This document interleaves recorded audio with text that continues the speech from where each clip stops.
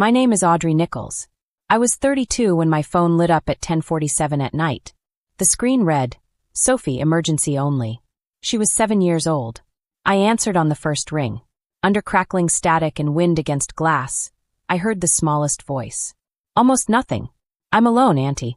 I'm really hungry. Please come. My niece lived 3 hours away in Clover Ridge, where my parents had spent 14 months assuring me she was flourishing. I was already grabbing my keys. What I found when I walked into that house made my hands go cold. But here's what none of them knew. I analyze financial records for a living, and every dollar a person spends leaves a trail. Welcome to Revenge Finally, where ordinary people face impossible choices, and the truth always finds its way to the surface.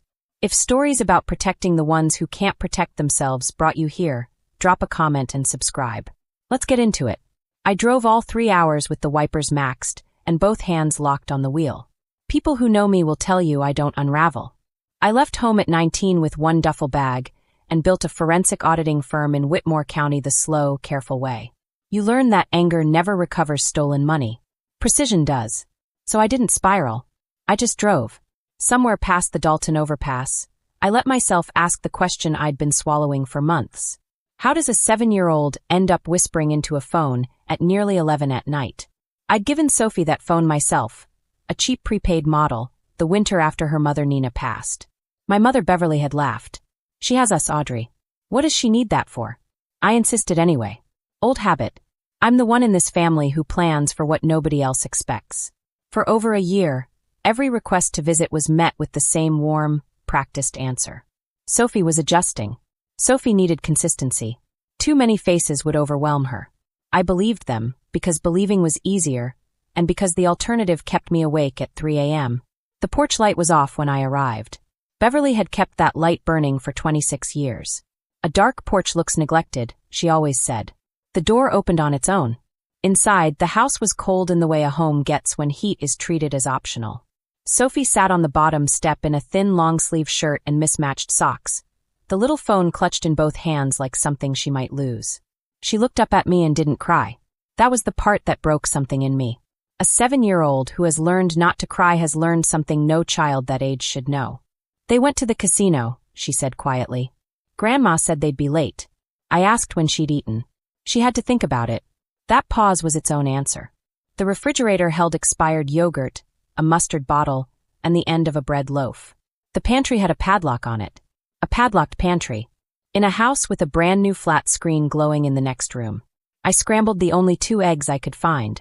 While they cooked, Sophie quietly set a Ziploc bag of broken crackers on the counter. In case, she said, and didn't finish. Headlights swept the kitchen wall. Beverly came in first, shopping bag on her arm, still laughing at something. She saw me. The laugh stopped like a switch thrown. Audrey, what on earth? Not a question. My father Gerald followed, broader, slower, smelling of cigarette smoke. He looked at Sophie's plate, then at me. I kept my voice flat. I asked about the locked pantry, the empty fridge. A child alone past 10 o'clock. Beverly's face rearranged itself into practiced injury. She's not a baby. She knows to call if something's wrong. Then she said the sentence I will hear for the rest of my life. Said it lightly, like it closed the matter permanently. She's fed. She's sheltered. What more does a child need? Gerald stepped into my path, not touching me, just placing his body between me and the stairs. You walked away from this family. You don't get a say. On my way out, I saw it leaning against the empty fruit bowl on the counter. A glossy cruise brochure. Crisp edges. 8 nights. Gulf Coast premium cabin. A household with no food in the refrigerator. And an 8-night Gulf cruise. I have built my entire career on exactly that distance. I pulled into my driveway in Whitmore at nearly 2 a.m. The fury had cooled into something more useful. I opened my laptop and started the only kind of digging I know, the kind that only ever touches the truth. When Nina died 18 months earlier, Sophie became eligible for Social Security survivor benefits. Money Nina had earned her whole working life, legally required to be spent on her child. Beverly had filed as representative payee within 3 weeks of the funeral. There was also a state kinship stipend, monthly payments to relatives raising a child outside foster care. 2 streams of money. 1 child. A padlocked pantry. And a grandparent payee is not exempt from filing annual accountings. Beverly owed that documentation every single year. I wondered if she ever had. I tried kindness first. Called Beverly on a Sunday, offered to take Sophie for the summer, offered monthly grocery money. No conditions. Her tone dropped 10 degrees instantly. We don't need your charity. My Aunt Pamela joined in. Honey, Sophie called because of the storm. You're reading into it. Then Beverly, flat and final. Push this further and we'll relocate. New city, new school. You won't find us. People with nothing to hide don't threaten to disappear. Gerald's email reply to my formal written request said it was none of my business, and that if I contacted any agency, I would never see Sophie again. In my profession, we call that consciousness of guilt. My own father had just demonstrated it in writing, with his name attached. Then one evening on the phone, Sophie went quiet mid-sentence. Auntie, there's a number in here. It says Daddy. My brother Owen had supposedly fallen apart after Nina died and abandoned his daughter. I'd half believed it. But here was his number, saved by a man who planned to come back. Grandma took it out of my contacts, Sophie whispered. I put it in the notes so she wouldn't see. 7 years old. Already smarter about protecting the truth than the adults around her. I called Owen that night. He answered on the 6th ring, sounding older than my little brother and exactly like him. He hadn't run. After Nina died, he'd checked into a recovery program, then taken work on a fishing vessel out of the Pacific Northwest to rebuild himself. He'd left Sophie with our parents because they'd begged for her. He'd been wiring money home every single month. They told me she was thriving, he said. That you were helping. That I shouldn't call too much, it would confuse her. Mirror image lies. One fed to each of us. While they collected money from every direction and gave Sophie almost none of it, they had also blocked Owen's number on the house phone. He'd assumed it changed. I brought everything to family law attorney Catherine Bowes. Reading glasses on a chain, 0 patience for cruelty costumed as love. She read my ledger without a word. Slid it back. You build a clean case, she said. We filed within 72 hours. A county welfare check followed. The caseworker's report confirmed everything. Near-empty refrigerator, padlocked pantry, clothes too small in a house with a new television and fresh patio furniture.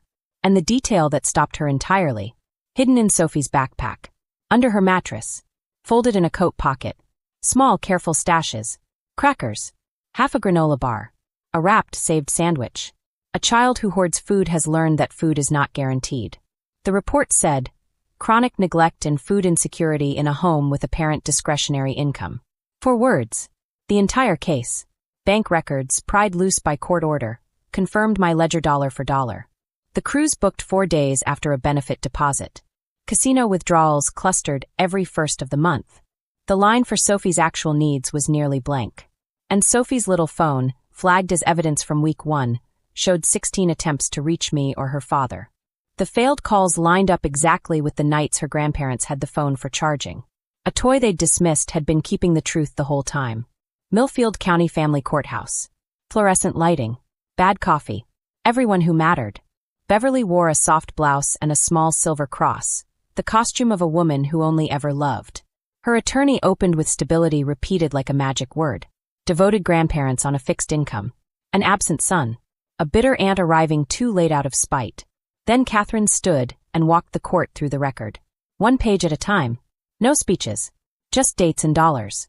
Survivor benefit, deposited the 3rd of each month. Kinship stipend. 8-night Gulf cruise, booked 4 days after deposit. Casino withdrawals. New television. And here, Your Honor, the line for Sophie. Groceries. Clothing. A coat that fits. I let the silence sit on how short that line was. Then Catherine asked me to repeat, for the record, what Beverly had said the night I found Sophie alone. She told me the child was fed and sheltered, Your Honor, and asked what more a child needs. Catherine gestured at the screen. At the cruise, the withdrawals, the photograph of a 7-year-old's hidden crackers.